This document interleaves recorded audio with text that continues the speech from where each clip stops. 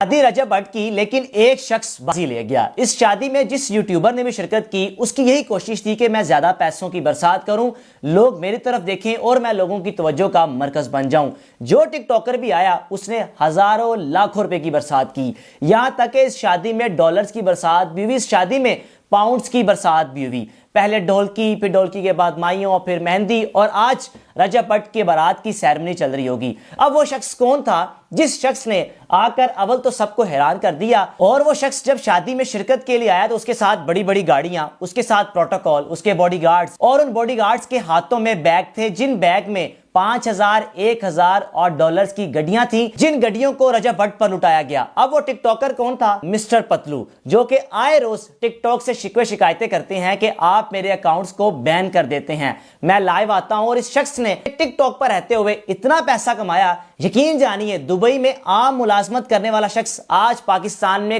کروڑوں روپے کا گھر اور کروڑوں کی گاڑیاں اور بڑے بڑے باڈی گارڈز اس شخص کے ساتھ ہوتے ہیں۔ مہندی کی رسم سے قبل رجب بٹ کی شادی کے 2-3 ایونٹس ہو چکے تھے، یعنی ڈھولکی ہو چکی تھی، مائیں ہو چکی تھی، جس میں رجب بٹ کے دوستوں نے شرکت کی۔ اس سے پہلے ڈکی بھائی بھی ایک ڈھولکی میں شرکت کر چکے تھے، لیکن مسٹر پتلو نے سرپرائز کب دیا؟ مہندی کی رسم میں جب مسٹر پتلو آئے تو سب حیران ہو گئے کہ یہ شخص بھی اس شادی میں آ گیا۔ اب اس شادی میں دیکھنا ہوگا یہ کرتا کیا ہے۔ وہی ہوا جب قوالی کا آغاز ہوا، پیسے لٹانے کی باری آئی تو سب سے ہٹ کر مسٹر پتلو آیا، اور آ کر اس نے سب کو حیران کر دیا۔ اس شادی میں ڈکی بائی نے شرکت کی، ذوالقرنین نے شرکت کی، سسٹولوجی نے شرکت کی، یعنی اقرا کنول نے اپنے ہسبینڈ کے ساتھ، اور پاکستان کے بڑے بڑے ٹک ٹاکرز، بڑے بڑے یوٹیوبرز نے اس شادی کو 4 چاند لگائے۔ اب اس شادی پر لاکھوں کروڑوں روپیہ لٹایا گیا۔ یہ ٹھیک تھا یا نہیں، اس بارے میں آپ نے بتانا ہے۔ شادی پر جو پیسہ لٹایا گیا اس بارے میں آپ کی کیا رائے ہے؟ پیسے تو تمام ٹک ٹاکرز نے لٹائے، لیکن سب سے زیادہ پیسے مسٹر پتلو نے لٹائے، جو کہ ٹک ٹاک پر اس وقت ٹرینڈنگ پہ ہیں۔ لیکن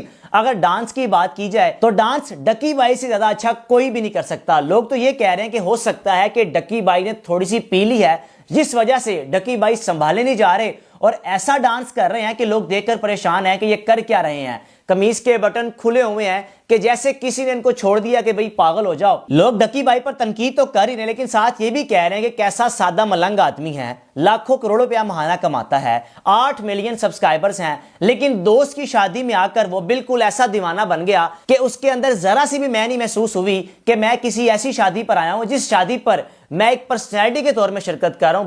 بلکہ اس نے بھائیوں کا کردار ادا کیا اور بتایا کہ بھائی شادی رجب بٹ کی ہے، اور میں ایسا ڈانس کروں گا کہ ساری زندگی رجب بٹ یاد رکھے گا کہ میری شادی پر آ کر ڈکی بائی نے سب کو حیران کر دیا۔ اس شادی پر ہر ٹک ٹاکر کی کوشش تھی کہ میں پیسے زیادہ لٹاؤں، میری ویڈیو زیادہ بنائیں۔ سب سے انٹرسٹنگ چیز یہ بھی ہے کہ جو ٹک ٹاکر بھی اس شادی میں شرکت کے لیے آیا، اس کے ساتھ اسپیشل ایک کیمرہ مین تھا، جو کیمرہ مین ان کی ویڈیوز بنا رہا تھا کہ میرے بوس پیسہ لٹا رہے ہیں، وہ منیب بٹ ہوں یا کوئی بھی عاصم انصاری ٹک ٹاکر ہوں، یا کنول ہو یا ذوالقرنین ہو یا سسٹولوجی ہوں یا ڈکی بائی ہوں، کوئی بھی ٹک ٹاکر ہو، ان کے ساتھ ایک کیمرہ مین ضرور تھا جو ان کے ہر مومنٹ کو کیپچر کر رہا تھا۔ اب اگر رجب بٹ کی دوستوں کی بات نہ کی جائے، وہ دوست جو ان کے بڑے قریبی دوست ہیں، روزانہ کی بنیاد پر ان کے ولاگز میں آتے ہیں، مان ڈوگر، حیدر اور ایک ملک زمان نصیب صاحب جو اعظم مارکیٹ کے پریزیڈنٹ بھی ہیں، انہوں نے بھی کسی بھی قسم کی کوئی کسر نہیں چھوڑی اپنے دوست کی شادی پر پیسے لٹانے میں، اور خاص طور پر ان تمام ایونٹس کو مینج کرنے میں جو کہ کسی بڑے بھائی سے کم نہیں تھے۔ اب لوگ رجب بٹ پر تنقید بھی کرتے ہیں کہ یہ اپنی فیملی دکھا کر ولاگنگ کرتے ہیں، لیکن اگر ان کے ویوز کی بات کی جائے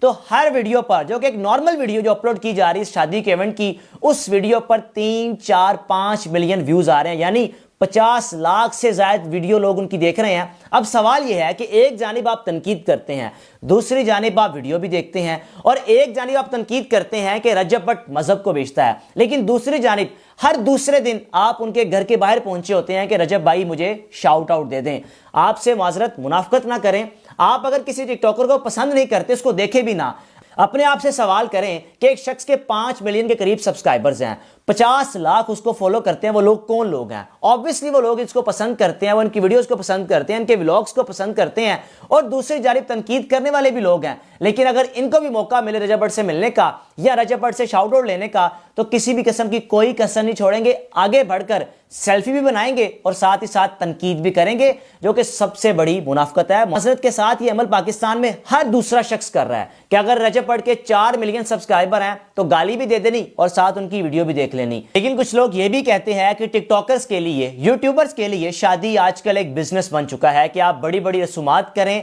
डेली की बुनियाद पर कभी कोई इवेंट रखें, कभी कोई इवेंट रखें और अपनी शादी को लोगों की तवज्जो का ऐसा मरकज बनाएं कि आपको रातों रात मिलियंस व्यूज आ जाएं। जो भी हो, हम तनकीद करें, कुछ भी करें, लेकिन रजब बट की जिंदगी बदली, रजब बट ने यूट्यूब के जरिए अपनी जिंदगी बदली। वो शख्स आज 4.5 मिलियन फैन फॉलोइंग रखता है यूट्यूब पर, एक वीडियो लगाता है, घंटे में 5 लाख 6 लाख क्रॉस कर चुकी होती है और 24 घंटे बाद रोजाना की बुनियाद पर अगर उनके व्यूज की बात की जाए तो 2 से 3 मिलियन व्यूज पर वीडियो वो लेते हैं। और अगर इनकी इनकम की बात की जाए तो पाकिस्तानी महाना 5 से 6 करोड़ से कम नहीं है जो ये महाना कमाते हैं। आए रोज गाड़ियां बदल लेते हैं, आए रोज घर बदल लेते हैं। इस शख्स ने टिकटॉक के जरिए, यूट्यूब के जरिए जिंदगी तो अपनी बदल ही ली, लेकिन रोजाना की बुनियाद पर इनके घर के बाहर सैकड़ों नौजवान पहुंचे होते हैं कि किसी ना किसी तरीके से हमें शाउट आउट मिल जाए और हम भी बड़ी बड़ी गाड़ियां रख सकें। क्या ये अमल ठीक है? इस बारे में आपने बताना है अपने मेजबान को। इजाजत दीजिए, अल्लाह हाफिज।